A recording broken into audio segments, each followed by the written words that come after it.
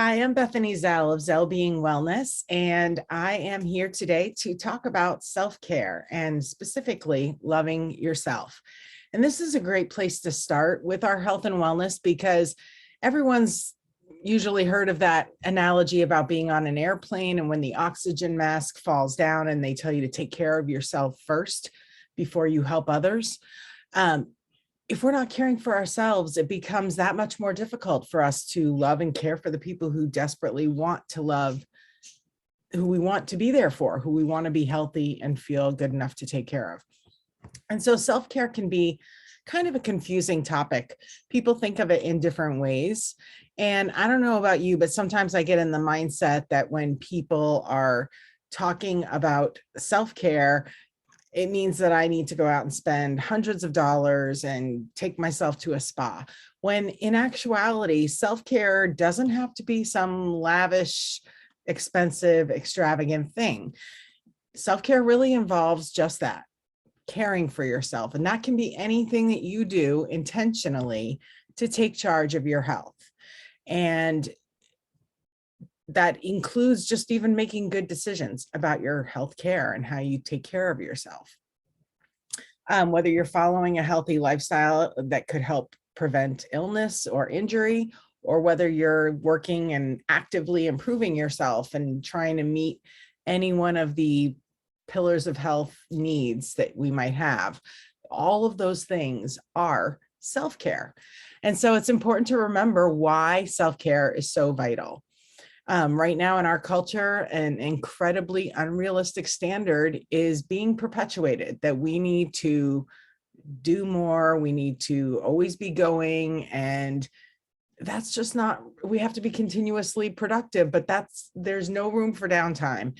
And that's not realistic because the more that we do, the more we are going to need relief from the pressures that happen in our lives every day. And if we're not maintaining ourselves, and if we're keeping up these fervent paces that we're not designed to keep, we're going to do injury to ourselves over the long haul. So by taking time for self-care along the way, we help our bodies maintain a healthier productivity level without jeopardizing our overall health and wellness. And we need to kind of dismantle these insane lifestyles that we lead, and they lead to burnout and anxiety and other negative implications as they continue, because anything chronic is just, your body then begins to adapt to these negative lifestyles. When we're overworked, we become resentful, we become depressed, we become it becomes more difficult to even think about caring for ourselves in those times, because we've got these different hormones and emotions and all of these things that are completely out of whack and out of balance.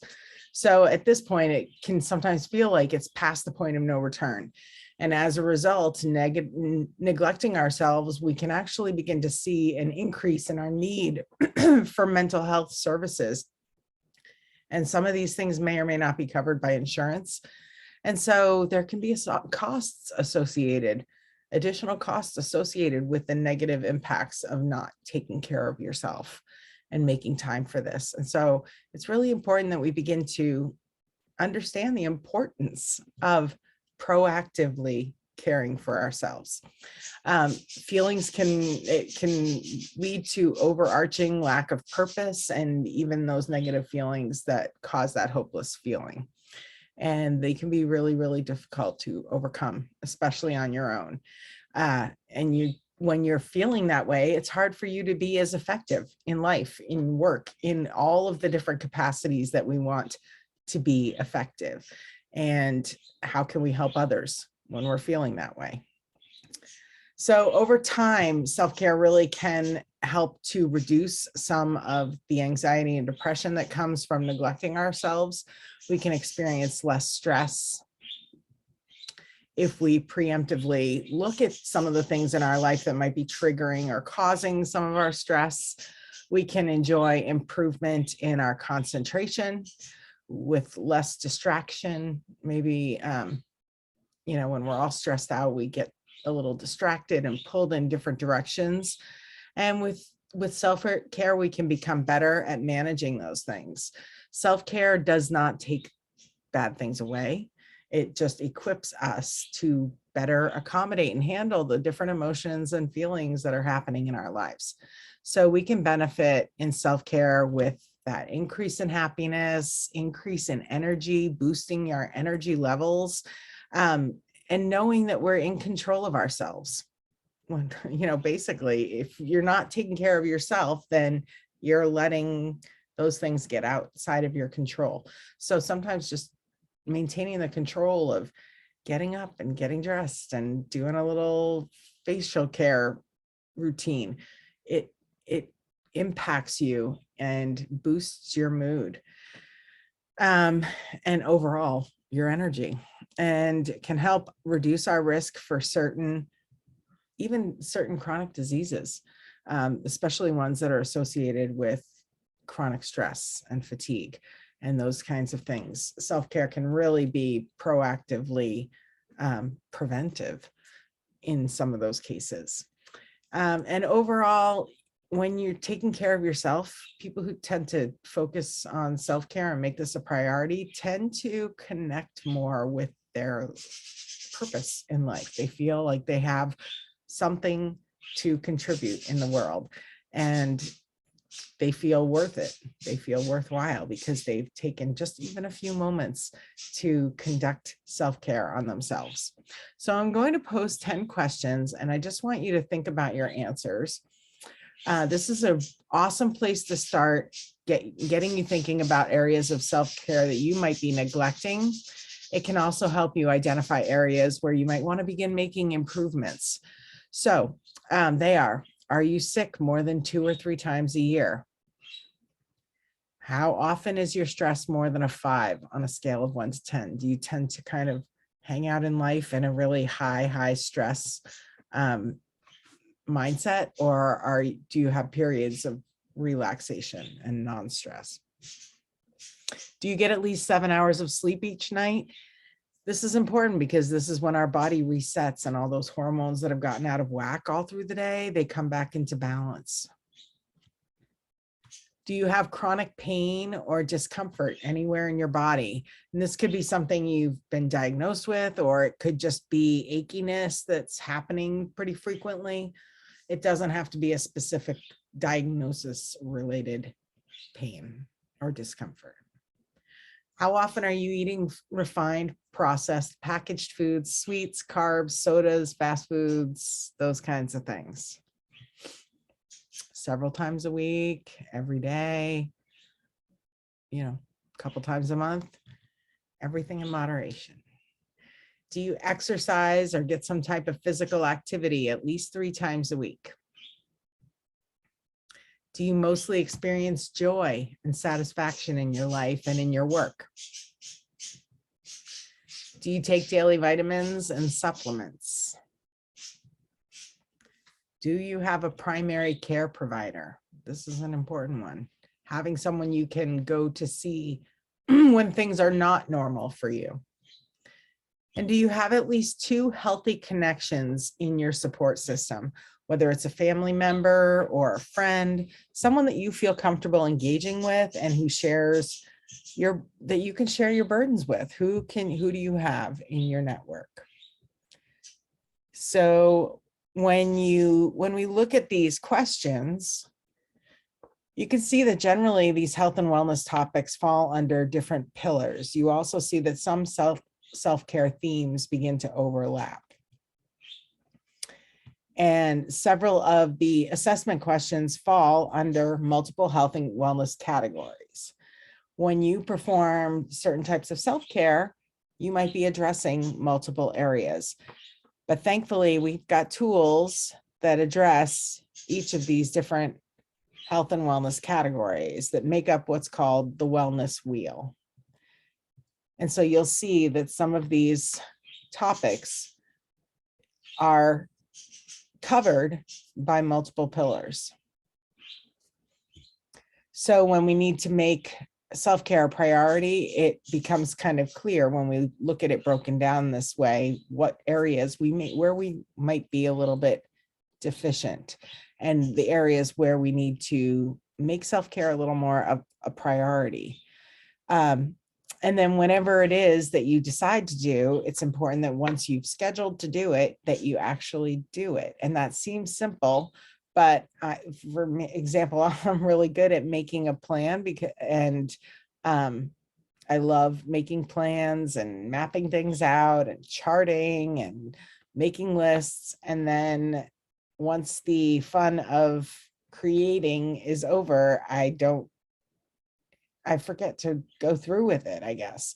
I can become very paralyzed in the planning processes. And so don't get stuck after planning, actually implement.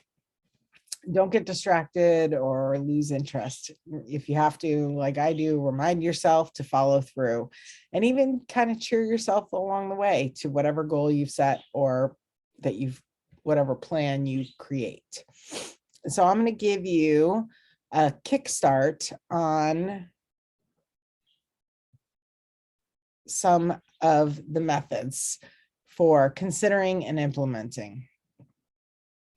So as we were looking at some of those questions, what were some of them that stood out as a possible starting point? Where could you begin your self-care journey? Where are you lacking? What's missing?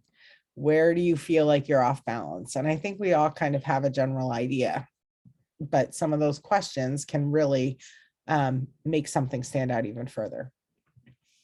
And then you want to begin to consider ways.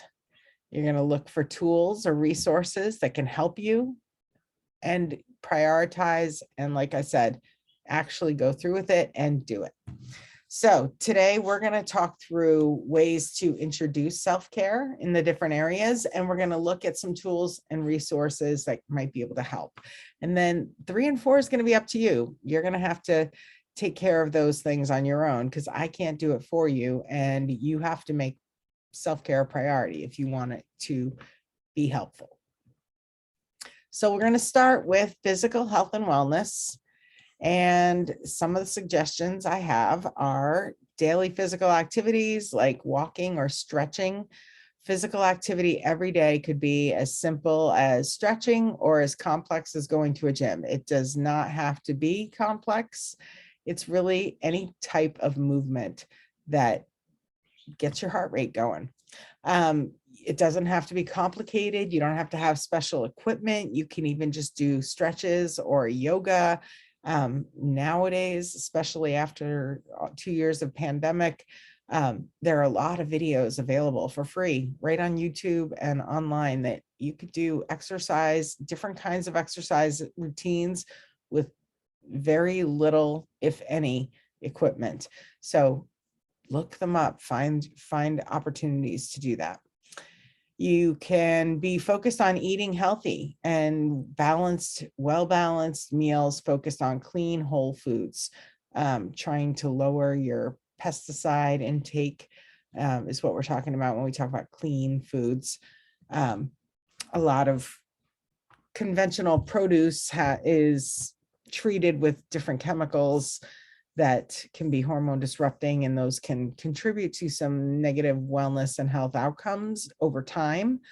Obviously everything in moderation, but as much as you can limit your exposures to those kinds of chemicals, the better.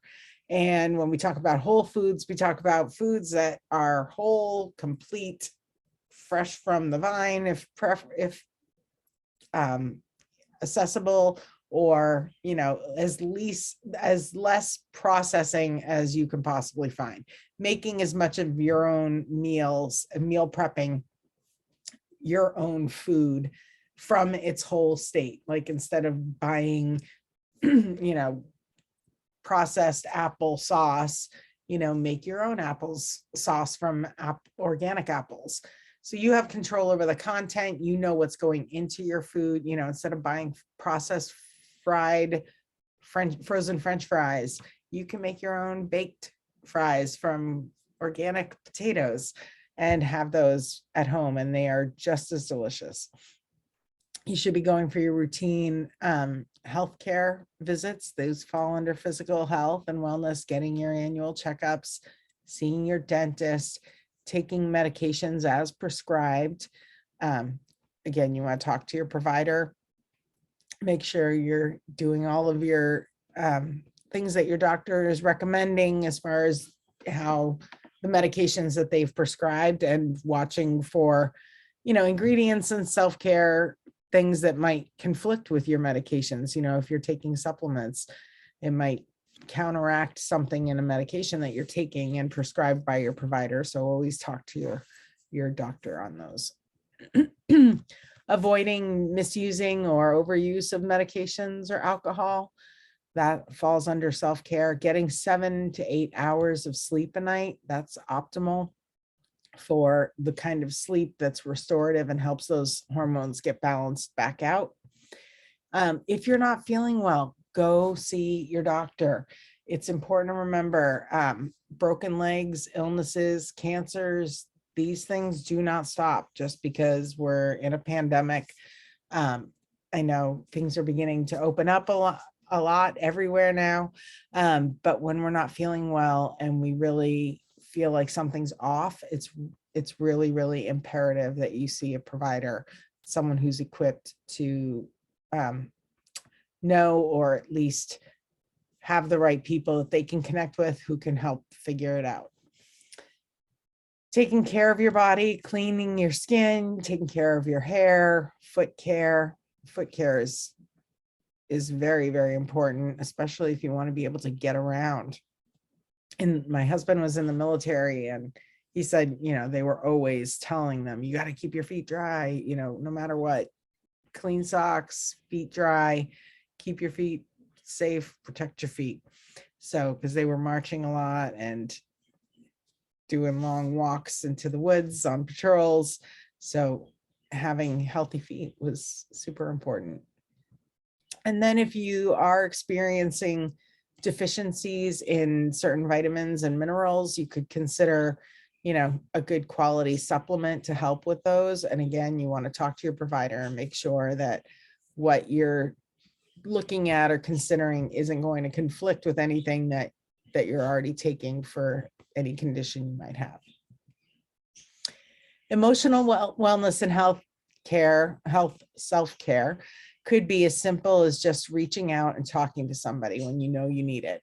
Knowing and acknowledging, not being afraid or ashamed to ask for help. And it can be really hard when you're struggling to take that first step of reaching out, but it can be a very, very simple form of self-care. And it's really an act of loving yourself enough to ask for help or to talk to somebody about what you're struggling with. Self-care could also be introspective and reflective on things that you're learning in life, journaling maybe about those things, writing them down so you have a place to refer back to. You could read, enjoying a good book helps with those emotions, whether it's a self-help kind of book or even just a fiction book, something that kind of gets your mind off the stress of the world. You could do something artistic if you have an artistic outlet or a creative outlet. Give yourself that opportunity to express yourself artistically. Listening to music can be a form of self-care, can be very cathartic, and sometimes just jamming out. Working out or taking a walk, that always when there's a hot head and emotions are flaring and people are like, I'm going to go take a walk and cool off. And it's really true. It can be very, very restorative. Watching something that suits the mood or changes it. So if you're, feeling kind of down, you watch a comedy show. If you're feeling, really happy and you want to kind of calm down a little bit, you could get into something more like a drama, anything that might change the mood and kind of reframe it. And sometimes, you just need to cry. You need to allow yourself that catharsis of crying it out. There's nothing wrong with having a good cry when you need one. And it's an optimal form of self-care. And hugging is just starting to come back in a little bit, I guess, right now because of COVID, but hug someone, that feeling of touching and being touched it's how we connect. And so any way that you're able to do that, reach out and ask for what you need. If you live by yourself, it can be really feel more amplified when you're not getting that touch from another person regularly. So just reaching out and touching someone or giving them a hug. Cuddling up, whether it's by yourself or with a pet or a loved one, it can be very comforting during periods of really difficult emotions. Laughing, they always say laughter is the best medicine. Emotionally, it's so true. It releases our feel-good hormones, and the more you laugh and smile, the more it helps you, your overall feeling and well-being. Taking a nap or finding other ways to relax, and being sure to chisel out the time to do so, for sure. Not everyone has the luxury, I guess, of taking a nap when they need one. But if you can, you should. It can be a great form of self-care. In our occupational health and wellness, we care for ourselves by advancing in life, in our careers, in training, learning new things, learning new skills, and finding ways to better ourselves. We could complete a degree that we started. Maybe we didn't finish it. You could train for a promotion, look for ways to move ahead, polish up your resume, put one together. If you're looking for a dream job, really take a chance on yourself. Apply for it. You never, ever know. And I know I say it often. It's to this day one of the wisest words I've ever heard from anyone. A former boss of mine said, if you don't ask, you're giving yourself a no. So the answer to every unasked question is no. So if you don't ask, you're giving yourself the no. Don't give yourself the no. Let them tell you no. They might, but they might say yes. So if you don't ask, the answer will always be no. Apply for the job of your dreams. Do it. Just try. You never know. You really do never know. And especially now. I mean, there's so many places hiring at this time. And you just never know. Even if you don't have the credentials needed, you really, really never know. Take on a task you enjoy, volunteer, help out in your community, start a little program or project that will help others, something that you're passionate about, learn to teach others, open your own business, do something you enjoy and make money doing it. If you like to craft, make a little crafting business based on what you make. If you make soaps, make a little business that will give you an outlet for creativity, and it'll help you grow and put a little cash in your pocket. Continue pursuing educational opportunities, whether it's a webinar or a formal class, or a lot of community centers have different programs that are just general knowledge type programs. I know our local University of Maine campus has a whole wealth of different opportunities and career advancement programs available to people in the community. And even if you're an older person, you've got a lot of great agencies that are doing educational and training opportunities to help you feel more confident in whatever skill you might be interested in pursuing. Socially, you can meet up with friends and family. And I know right now, things are starting to open up, and I'm glad that people are starting to gather again. But even if you can't be in the same room, staying in touch is essential.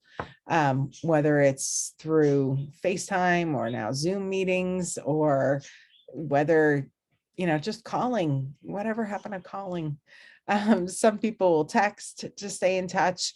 A lot of people are connected now on social media and seeing, kids of college friends and seeing families grow up, even though you're states away and separated, and way to just know what's happening with old friends. You can volunteer in the community. I know, again, as the pandemic we're moving into year two, or moving through to year two of this pandemic, that we are having more volunteer opportunities are beginning to reopen. And so as you're comfortable, find a way that you can engage and help in your community. It gives back to you and helps you feel good. And it really is a form of self-care, because it empowers you when you help others. Go out safely, but go out, whatever that looks like for you. Staying holed up in your house by yourself is not healthy. So connect, go out when you can, even if it's just for a ride in the car. Don't stay cooped up. If you stay cooped up, it tends to lead to negative outcomes and isolation. Engage in healthy social media use. A lot of social media can be negative and a lot of the comparison game going on, but it really is an amazing way, like I said, to stay connected and see what's happening with old friends, and especially, stay engaged with others, whether it's in conversation on Twitter and following hashtags for news, or whether it's, seeing the pictures of the world and what other people are doing and friends are up to on the other side of the country or even the planet. So it's pretty amazing that we can do virtual tours and see the world literally from a device, a tiny little device, and see how other people are living life, get ideas from others and engage. So find healthy ways to do that. Focus in on the positive. Don't just, if we look for something negative, you'll find it always. So finding the positive, looking for the silver lining, even if it's miserable, even if you're stuck in a pandemic and we've got tragedy all around us. There's so much negativity going on in the world, but every single day has some kind of a silver lining, and it's just up to us to find it.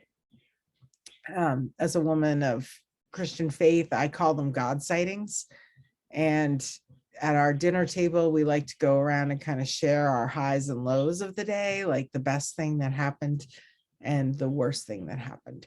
And we hear that from one another. So it gives us all an opportunity to share, our low, so that we can bolster one another and kind of pick each other back up and empathize or pray for one another. And then, share the thing that brought us the most joy in that day, whatever it was. And it's something that our family really enjoys. And it's a great way for us to connect each night, even though we're all kind of going different ways during the day. When distance is a factor, you can utilize technology to stay connected, laugh and have fun, games, shows, watching comedy shows. There's a lot of funny things on TV. So just looking for a way to laugh. Starting a group chat. We had one of those going early on in the pandemic that my 11-year-old started, and it really was a fun way to kind of stay connected. And each morning we would kind of log on, and it was me and my cousins and my parents and my sister and her family, and I mean dozens of people on this chat. And so I'd be at my office and the thing would be blowing up. But it was always nice to see people sharing, staying connected, even though we were far apart. So sometimes it's neat to just have a little running conversation. And I always have one going now with my mom and dad and my sister. And we have kind of a group chat always going in our texts so that we stay connected. Intellectually, that can be simple. Self-care can be as simple as reading a book. And if you don't like reading, you can listen to recorded books instead. If you travel, it's great. Pop one in the CD player in your car or pull one up on your streaming service and and play it right there in your car. You can watch documentaries and find out a lot of fascinating information about something brand new, or learn more about a topic that you're already passionate about. I've learned so many cool things over the years from watching documentaries, and I will never forget this one and I just thought of it again recently because we went to an aquarium on our vacation last week and we saw an octopus, and I remembered this documentary that my husband and I had watched when we were dating, and it was about an octopus. They couldn't figure out these crustaceans in a tank across the room had been like, they'd gone missing. Animals had gone missing overnight, and they set up cameras and found out that the octopus was crawling out of the tank that it was in, down the table onto the floor of this slab, up onto another table where the other crustaceans or whatever, I forget what it was turtles or crustaceans of some kind, and eating them, and then going back to its tank before the people came in the morning to the lab. And so it was just crazy. And they transform, they can move their bodies in a way to become very, very, very thin and get into spaces and out of spaces that you would never imagine.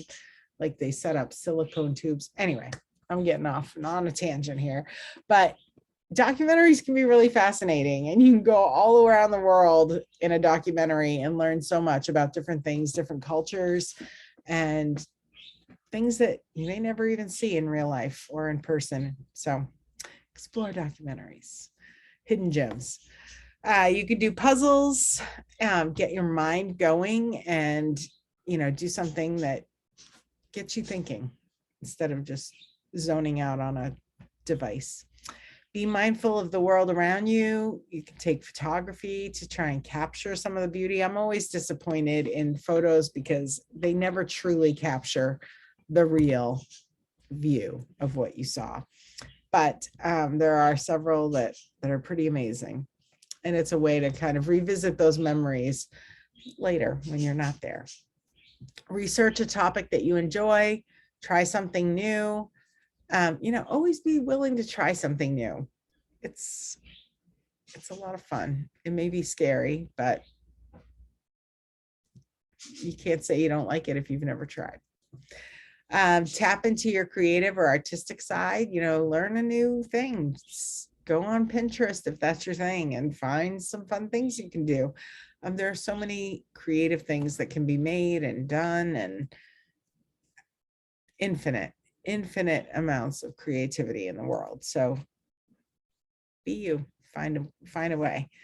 Take a class. And again, I mentioned the community-based classes, anything that will just keep your mind engaged.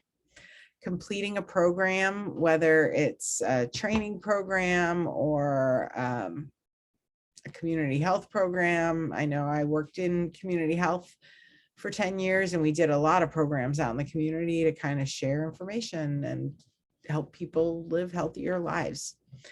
And then just learning something. There are a lot of different websites that you can go on and even learn foreign languages, musical instruments. You can take classes online on a musical instrument, which is just mind-blowing. But it's amazing how our world was already beginning to do that, but has adapted and acclimated so much to this pandemic world. And so now, even more than ever before, there are so many ways that you can broaden your intellectual wellness online. Environmentally, we often think about trees and plants, but the environment really can be anything around us. It can be where we hang out. It could be certain areas or spaces in our home.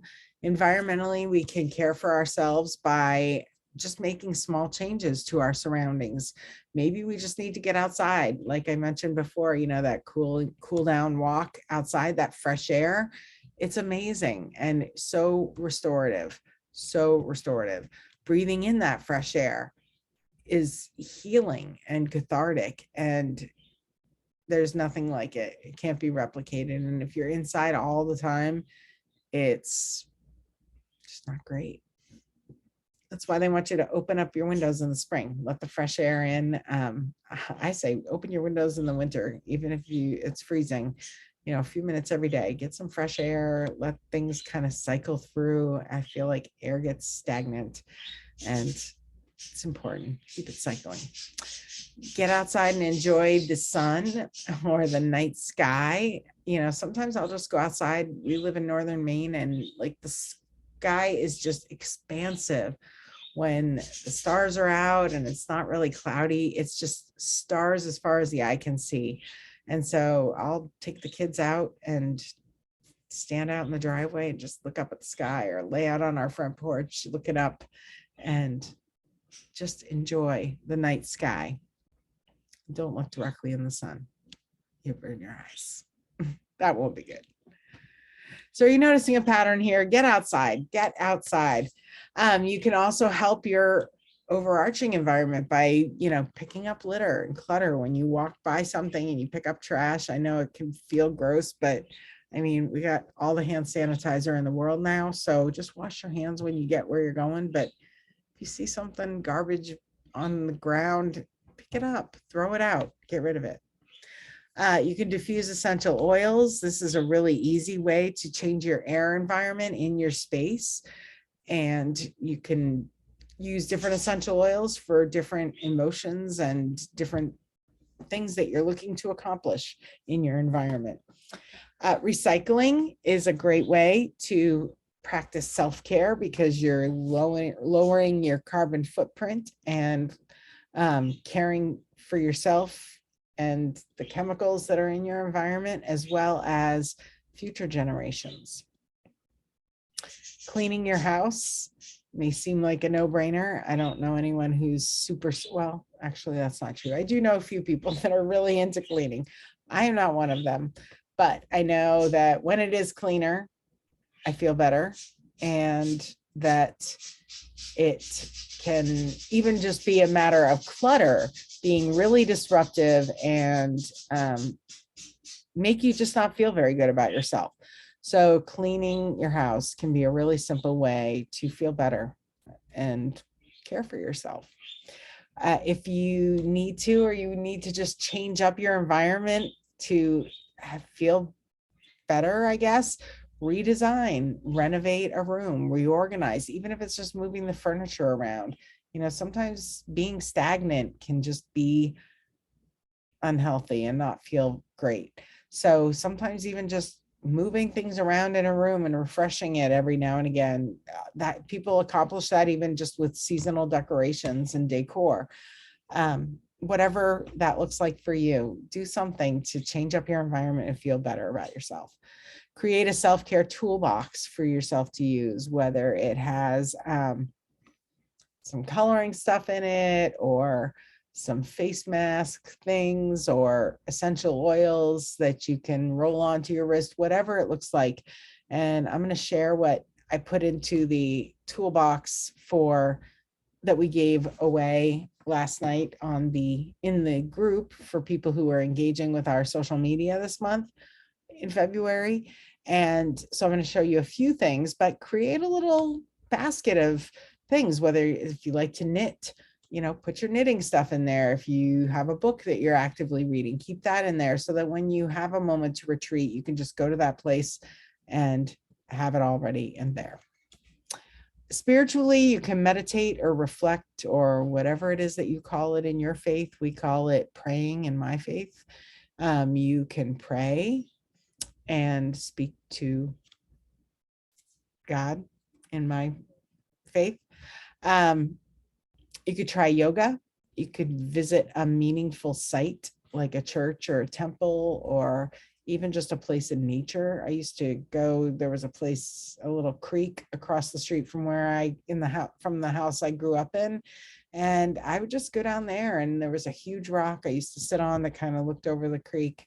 And I would just sit there, and sometimes I'd journal, and sometimes I'd clean sticks out of the creek if it wasn't flowing right. Sometimes I'd sit, there was a little bridge that went over it, so sometimes I'd sit on that bridge. But any place that has a personal significance for you, that can be rejuvenating for you, whatever that is, You can go to that meaningful site to connect with your spiritual wellness and self-care. Practice mindfulness. And as we go through this next month of March, we're going to be focusing on mindfulness in our Cultivating Wellness with ZellBeing Facebook group.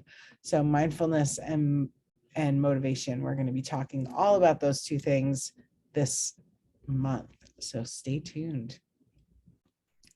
Consider your higher purpose and meaning in life. What could those be? What are different opportunities that'll help you move toward the things that give you meaning and give you that higher purpose?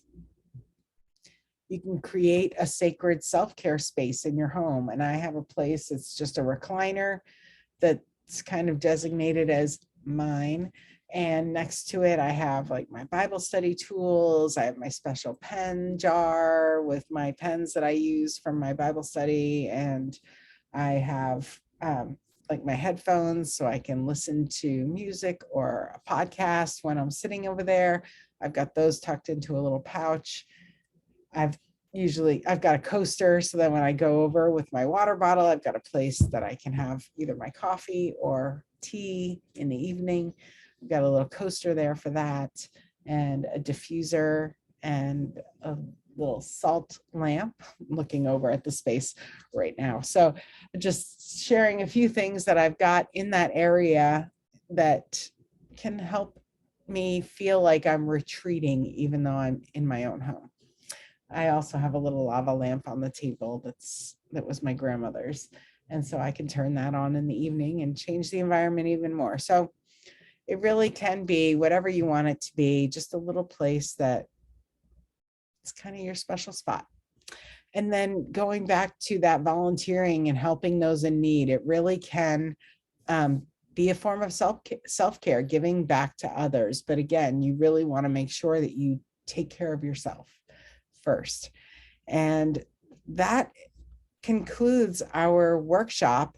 Those are just some tips to get you started on the self-care journey of loving yourself. I am going to, as I promised, show you the kit that we gave away.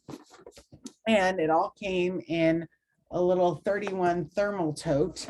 That self-care can be planning your meals in advance and making sure you have the groceries on hand to eat healthfully through the week. So the winner of this gets a little thermal tote to pack a lunch or take some healthy snacks when you go on a road trip. You don't have to eat poorly and stop at a fast food restaurant every single time.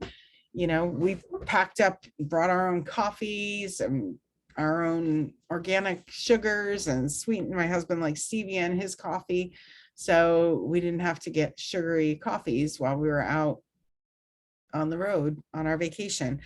We brought fruit with us for us and the kids, and when we got there, we bought some snacks to have in our hotel bed and breakfast Airbnb. And so just a little bit of planning. I mean, we didn't go all out and make sandwiches in advance, but we had a few things, healthy things on hand so that we didn't have to spend a fortune, and we didn't have to compromise so much on our healthy eating. I put a little aromatherapy flower set in there. So, you know, this will change that aromatic environment, and they can add different oil scents to it. There is some hand lotion, even just keeping that. And usually I'll bring that down to my little sacred space in the morning and bring my lotion with me. A little scented candle, and this one has some essential oils in it for a cozy evening.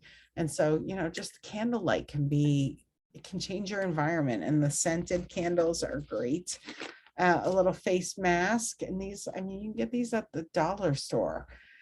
You can get them anywhere, and they sell them individually, so it doesn't cost a fortune. A little headband, so when you wash your face, you can pull your hair back so it doesn't get in the face soaps. This is a little portable essential oil diffuser. It's like a little terracotta. I should probably stop sharing. A little terracotta diffuser that you just put a little couple drops of essential oil on it, and it closes up tight, but You could set it on a desk in an office, or, even just take a sniff from it as you need it, but you could add more. This was the little hand cream. It's a pomegranate based one. So it came in a little pomegranate. Isn't that cute? And then the little aromatherapy flower. And they have these, you just fill the jar and they kind of have a little reed that soaks it up. And then a chapstick with a little keychain holder. So you can do lip care on the go, right on your keys. And finally, a journal. And this one is self-care focused. I got this right on Amazon, and I will share the links. But it's got a lot of cool guided prompts and charts and things to check off, and then places to share feelings and thoughts and emotions. So this is just a little starter thing and just some ideas of, what you might want to explore and begin implementing. And again, that's 1 and 2. Steps 1 and 2, explore, make a plan for implementing, but 3 and 4, those are up to you. You got to do it. And I challenge you to continue to take care of yourself. So have a great night and see you later.